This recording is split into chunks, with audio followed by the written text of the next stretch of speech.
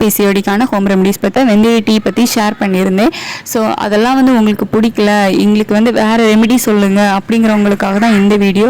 Suppose ஒவ்வொருத்தவங்களோட உடம்பு வாக்கம் பொறுத்து ஒவ்வொரு ரெமெடிஸ் வந்து அவங்களுக்கு செட் ஆகிடும். ஹெல்த்தி ஃபுட் வந்து எடுத்துக்கணும், டயட் வந்து கரெக்டாக ஃபாலோ பண்ணணும், அதே மாதிரி சின்ன சின்ன ஃபிசிக்கல் ஆக்டிவிட்டீஸ் பண்ணணும். ஸோ இந்த மாதிரி நீங்கள் சின்ன சின்ன விஷயங்கள் ஃபாலோ பண்ணால் மட்டும்தான் அந்த ஹோம் ரெமெடிஸும் உங்களுக்கு வந்து ஒர்க் அவுட் ஆகும். அது பட்டை, சினமான், இது வந்து பார்த்தீங்க அப்படின்னா டீ வந்து ப்ரிப்பேர் பண்ணி குடிக்கலாம். அதாவது டீ ப்ரிப்பேர் பண்ணுறோம் அப்படின்னு சொல்லிட்டு அதில் நீங்கள் அடிஷ்னலாக தூள் இந்த மாதிரி எதுவுமே வந்து டீ தூள் எதுவும் ஆட் பண்ணிடக்கூடாது.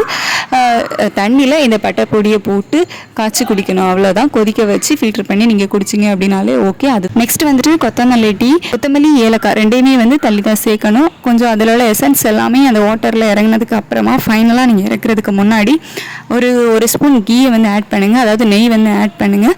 அந்த நெய் வந்து ஃபுல்லாக மெல்ட் ஆனதுக்கு அப்புறமா நீங்கள் வந்து அதை ஃபில்டர் பண்ணி எடுத்துக்கலாம். கொஞ்சம் வெது வெதுப்பாக இருக்கிற நேரத்துலேயே வந்து குடிச்சிடுங்க.